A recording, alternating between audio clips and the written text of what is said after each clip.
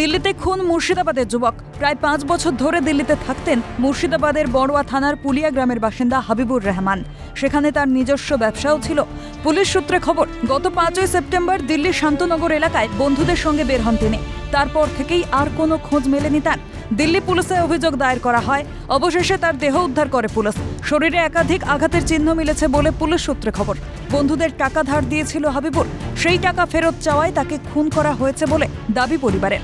ঘটনায় পুলিশের জালে 3 মৃত যুবকের একটি মেয়েও রয়েছে। তো টাকা পেত, সে টাকা জন্য। ঘটনাটি কোথায় ঘটেছিল? ঘটনাটা দিল্লিতে ঘটেছিল। ওর সাথে 3টি ছেলে ছিল।